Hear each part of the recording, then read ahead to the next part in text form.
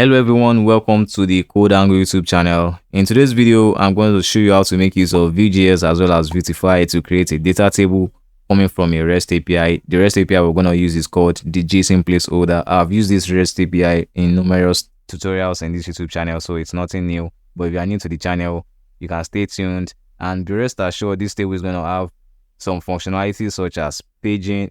It's going to have sorting as well as pagination functionality, so be on the lookout for that. All these features are available in the Vuetify package, so I'm going to show you how to install that inside of your Vue.js projects, and all this is going to be in the latest version of Vue.js as well as the latest version of Vuetify. So if you are new to the channel, make sure you like as well as subscribe, and with that, let's get started with this tutorial. So this is the first Vue.js tutorial on this YouTube channel. So because of that, I'm going to show you how to have the Vue CLI available in your terminal. So what you need to do first is to open up the terminal, that is the command prompt, and then you need to just copy this command you have right here, which is npm install -g at vue/cli or yarn global add at vue/cli. So depending on what package manager you prefer, either yarn or npm, so use either of them to install the Vue CLI. So for instance, if I copy that particular command and paste it here, it's going to make Vue.js available in the terminal. But I already did this process, so I don't need to repeat it. So I'm just going to stop and then close the terminal. So the next step we need to take is to create the Vue.js project. And since I have the Vue.js CLI available in my terminal, all I need to do is to go to the right directory, which is right here, and then I'm going to open one of my command prompts in that particular directory, and then I need to run the commands to create a new Vue.js project. So I can just do that by running vue create and then the name of the project. Because we're creating a data table, I'm just going to say v-data-table, and that's all I need to do. So once I type enter, then the process of creating a new Vue.js project is initiated. So once this is done, we will be able to open up the Vue.js projects in Visual Studio Code.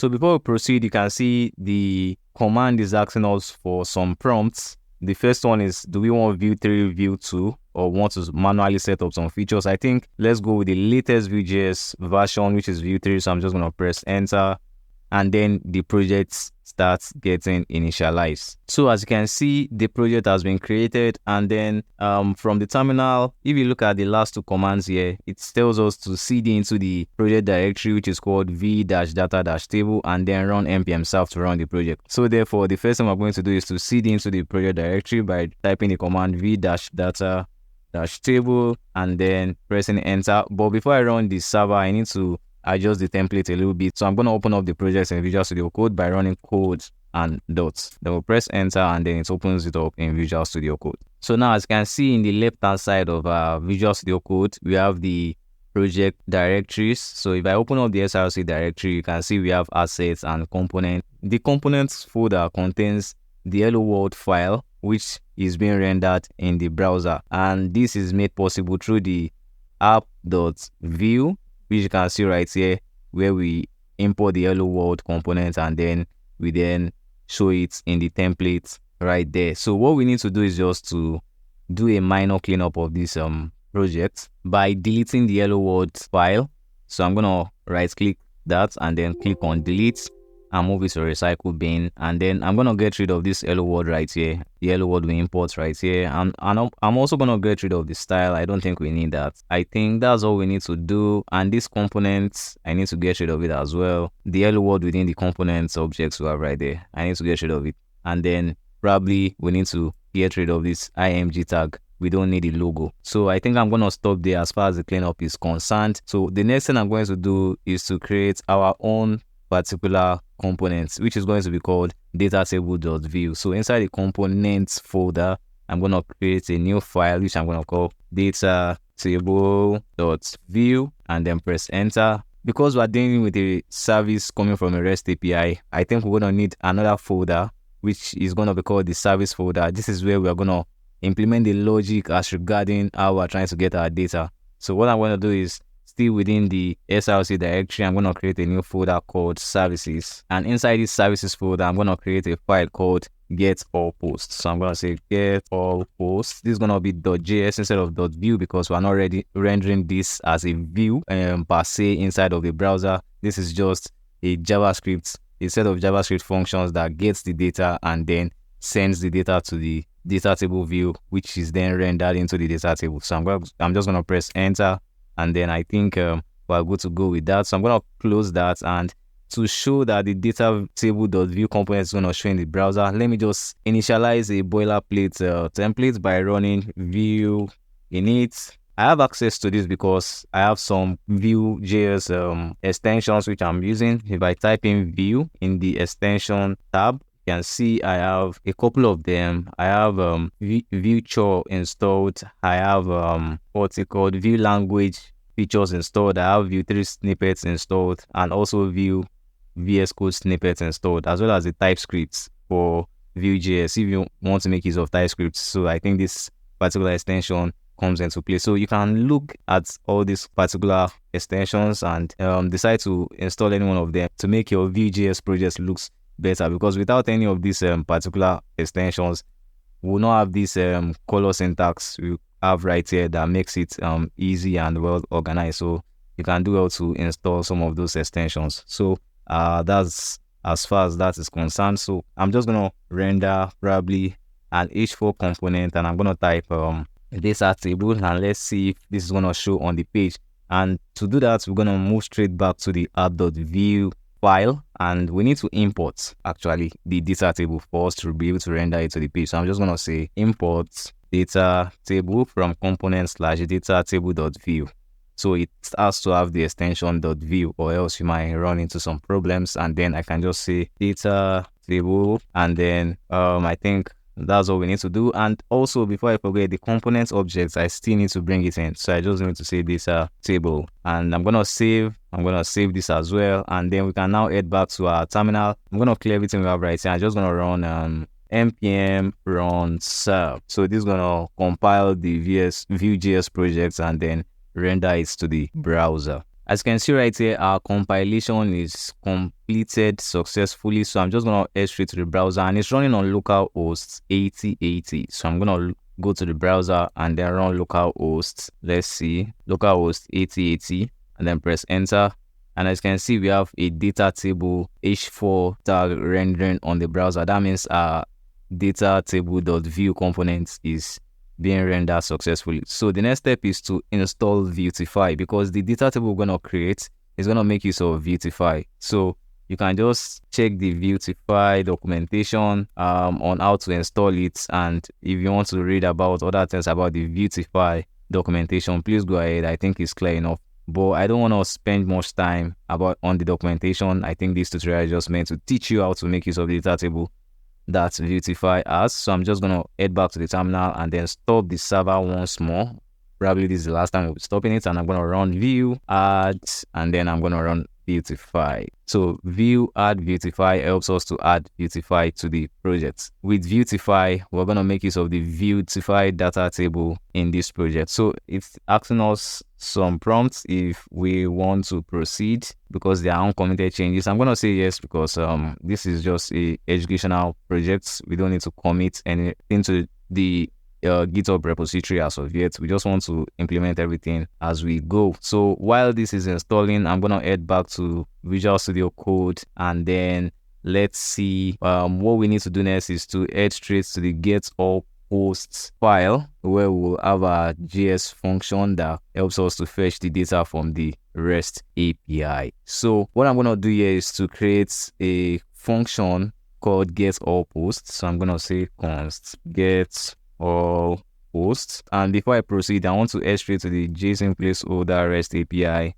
website. So I'm just gonna type JSON placeholder.typical.com, and I'm gonna show you the REST API I want to fetch. I've used this particular API numerous times in this YouTube channel, so if you are new to it, it's very simple. All you need to do is to go to the website, and then you can see under the post section of the API we have a set of data, 100 set of data, array of data, or array of objects, as you may want to call it, being rendered, and you have user ID, you have title, you have body. So these are the things we want to show in the table.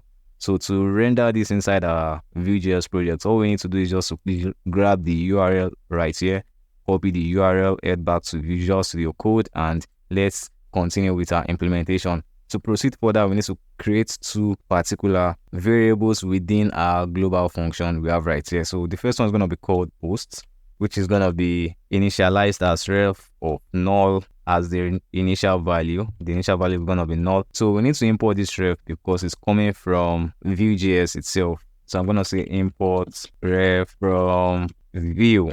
So if you're wondering what refs are, ref is an instance of a property that are used to register or indicate a reference to HTML elements. It basically helps us to add an HTML element to your Vue templates, like a sort of instantiator. So that's why we have it instantiating this particular variable as null for the initial state, and then the second one is the error, which is going to be null for initial state as well. So moving on, the third thing or the third variable we need to create is an asynchronous function called load. This is where we make use of the JSON placeholder and making use of fetch to fetch data from the JSON placeholder. So I'm just going to run const load, which is the name of our variable. I'm going to say async, and then within this, I'm going to make use of a try catch block. So I'm going to say try and then catch. And catch is going to take in error, right? I think so. It's going to take in error. Am I making use of so many brackets right here? So what do we want to do with the error? I think for now, we're just going to set the error value to the error.message. So what I'm going to do is I'm just going to press tab, and why we're having the error.value is we're trying to get the value of the error coming from the API in case there's an error, and then we're going to set it to error.message. So anytime we want to make use of this error variable inside our data table.view, we'll have access to it from whatever is coming from error.message. So that's pretty simple. Meanwhile, in the try block, let's create the data by saying let data. If you're wondering why we're having this int showing on the Visual Studio Code, this is because I have GitHub Copilot installed in my Visual Studio Code. If you like it, let me know. If you don't like it, let me know as well. So that will determine if I'll leave it as I create more tutorials, or maybe I should probably uninstall it and remove it. But for now, I think it makes the work kind of fast, because as you can see, it gives us a hint of what we want to do, which is correct. We want to set a variable called data, and then want to await, because it's a data, it's coming to try to fetch it. So we need to await, or else we might get an error if we don't do that. So we now make use of the fetch API, which is in JavaScript, and then import, or did I say import, call the URL for our API, which is not this. I think GitHub Copilot got it wrong there. So I'm going to paste rather the JSON placeholder REST API, which I showed you previously, inside of the fetch, and then we want to show some error in case there is no data available. You can say if not data.ok, we can throw error that no data is available. However, if data is available, we want to set the post, which is the variable we created up here and initialized as ref of null, and want to set it to .value to get the value coming from the REST API, and then we want to await that as well, and then JSONify the data, because we need it to come in form of JSON. So that's why we say data.json. And I think that's all we need to do in this project. But to have access to this in other parts of the component, we need to return, and we also need to export. So first of all, to return, we're gonna say return. We've created three variables actually. We've created posts, we've created error, and we've created load. So I'm gonna return all three, and then we're gonna export this particular function by saying export default get all posts. So I'm gonna save, and I think we're good to go. So right now, before we proceed, I'm gonna head back to the terminal to see how far our installation for the Vuetify plugin or Vuetify package has gone, and it's asking us to choose a preset. And as you can see, we have Vue 2, that is Vuetify 2 configure Vue CLI. We have the recommended one. I think I'm gonna go with the Vue CLI for version 3, because this is Vue.js 3, so we need to go with Vuetify 3 as well, so that we avoid any form of errors or something of sorts. So I'm gonna press enter for Vuetify 3, and let's see what happens. As you can see, Vuetify 3 has been installed, and I'm gonna clear what we have right here and then reserve the server by running npm run serve and then pressing enter, and this should compile our project and we should get going again. But while the project is compiling and getting ready to go, we can now head straight to the data table.vue. And also in the package.json, you can see we now have Vuetify version 3.0, which is actually better. Now, I'm just gonna get rid of the app.vue and let's see how far our compilation has gone and head back to the browser. Gonna refresh the page. Now you can see the data table is still showing, so that means our data table component is good to go. So moving to the next step, the first thing I want to do is just to get all the posts from the service we created in the services folder and the get all posts function. Now I'm just quickly going to import within the script tag, which is right here. It has to be within the script tag when you want to import. So I'm gonna say import get all posts. We're getting that from services/posts. No, services/get all post. Actually, I don't know why IntelliSense is getting everything wrong today. Get all post.js. I think that's the right thing. So this get all post.js needs to be instantiated within a hook, because we need a hook to instantiate this, and without that hook nothing gets instantiated. So that hook is called setup. So I'm gonna call setup. Every library or framework has its own hook. In React we have the use effects hook. In Angular we have the ng on init hook, but in Vue we have the setup hook for composition API and when you are using a functional approach. Now if you are wondering what the setup hook, let me give you a little bit of details about this. It's just like an entry point for the composition API in our components. It kind of tells Vue.js that we want to use a functional approach of the composition API to implement the components. That's basically what the setup is talking about. We are making use of a functional approach. Now to move forward, I'm just gonna say const. I'm gonna try to bring all the three variables we created in the get all posts function in the services folder, and that's exactly what we're doing here.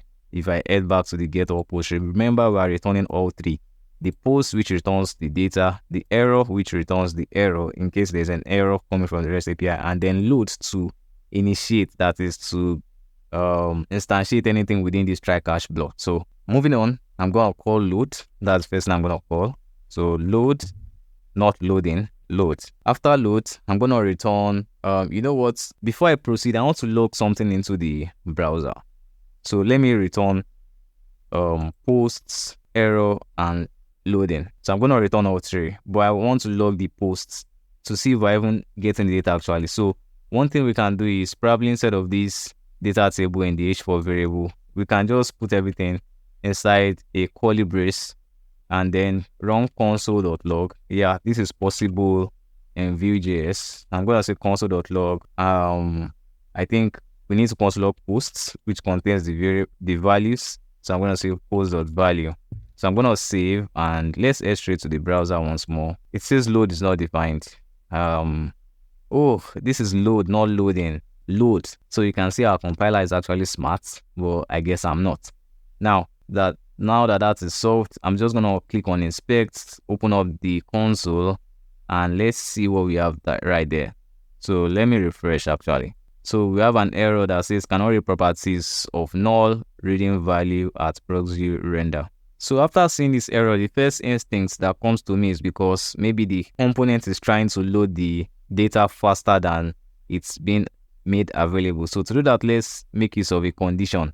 So within this div, I can just say v-if, that is v-if the posts. If the posts exist, then run this particular command, which is console.log post.value. So if the posts that holds the data from REST API exists, v-if is like a condition, so like an if-else statement, like if it exists. So that's what that is trying to do. So I'm gonna head back to the browser and refresh once more, and this time we'll get undefined. At least we're not getting the error, but it shows whatever data we are getting is not correct, it's not defined. So I think this is a very fine warning. So what I'm going to do next is probably instead of post.value, I'm just going to say console.log posts. Probably I'm getting too excited. So right, as you can see, we now have the data rendering inside of the console. So if I extend this particular drop down, you can see we have everything coming from the REST API. We have the array of objects, which has the body, the ID, the title, and the user ID. So we're all good to go. So the final step of this tutorial is just to render this data inside of the Vue.js Vuetify data table, which also has filtering, sorting, and pagination functionalities. So quickly, let's head back, and then the first thing we need to do is to import v data table. So because we already have Vuetify installed, we have access to this. So I'm just going to say import v data table, which is going to be imported from Vuetify/labs actually /v data table. So it's coming from Vuetify/labs/v data table. So the setup is also going to be inside of the setup hook, no pun intended. What we need to do is within these return statements, we need to import some props, or what I'll call some variables. Some is going to come in form of an array of objects and also in form of normal variables. So what do I mean by this? First thing I want to get started with is to create a variable that holds the number of items we want to display per page. So I'm just going to say items per page. This is like a variable. Pardon my caps lock. So I'm going to say items per page, which is going to be 10. So that's the first variable. And this variable is going to be used inside of our templates. I'll show you in a moment. Now, the next one we want to consider, the next one we want to configure is the headers. So what we want to show in the heading. So I'm just going to say headers, and then headers is going to come in form of an array of objects. So what do I mean by this? The first one is going to be title, and then under title, the first thing I want is the user ID. So I just say user ID, and then I want there to be a space between them. The next one is the align attributes. We want it to be at the start, and then followed by the sortable. So probably sortable is like a boolean. Remember, all this is going to be inside of the v data table inside of the templates, which I'll show in a moment. So just follow what I'm doing. So this one is going to be sortable, and it can either be true or false. Let's make this one false, while we can make the other ones true, which means this can be sorted. And then finally, the key, we can always make the key user ID. So this is the first header. So we need to replicate this 2 more times because we want to display the, as you can see from the data, we want to display the user ID, the title, and body. So just 3 headings. So the next one is going to be, let me bring this down, add a comma, and then let's duplicate it 2 more times. So this one is going to be the title of title.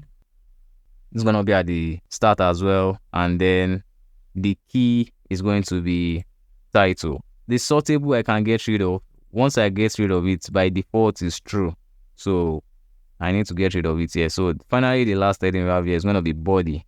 So I'm just going to say body, and then a line of stats, and then the user ID is going to be body. So this is for the header. And then finally, the data we want to display. So I'm just going to give it a property or a variable from data, and then I'm going to pass in the posts array coming from our setup within the setup function, which is here, contains the data in the form of array of objects. So this particular data variable here, expect the data to come in form of an array of objects. So that's why we're passing this posts directly into it. So now in the templates, we can now get rid of these h4 elements and then bring in the v-data-table components, which is available because we installed Vuetify. So I'm just going to say v-data-table. We have right here, and it's going to take a lot of properties. So we need to close it. So the next step is just to inject each of our variables we created right here in the return statement, that is the items per page, the headers, as well as the, what is it called, the data. We need to inject it inside of the tag as properties. So the first one I'm going to say is v-model, and this is going to be taking a column of items per page, items per page. So items per page is going to be equals to the items per page variable we created here. So I'm just going to copy this to make sure that the spellings are correct. So I'm going to bring this down a little bit. And then on the next line is the headers. So I'm just going to say colon headers, and I'm going to pass in the headers. If you scroll down, you see that it's called headers and the spelling is correct. And then the next item is called items. So I'm just going to say items, and it's going to be equals to data, which is the data coming from the REST API. You can see right here, and it's in form of array of objects. So it's going to be data. And then finally, the key, which is like the ID, is going to be the item value. So I can just say item dash value. I can just pass in the user ID.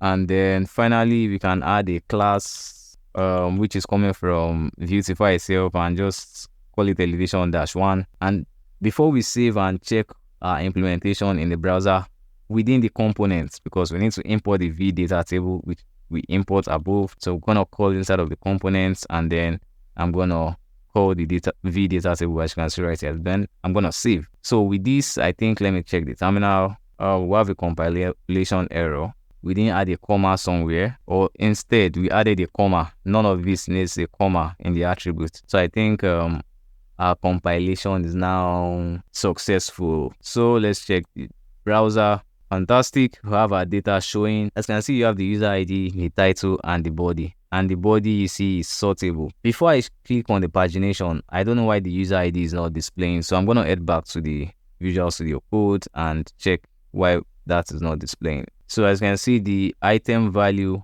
the user ID variable here must be the same with the key we have right here, which is user ID. So now you can see the user ID is now displaying successfully. Now, when I click on the pagination, you can see we move from 11 to 20, 21 to 30. So pagination works perfectly well. Sorting works perfectly well. So I think that's the end of this tutorial. If you have any questions, please drop it in the comment section. I'll be sure to answer you 100%. So thank you very much for watching this one, and I'll see you again in the next one. Take care.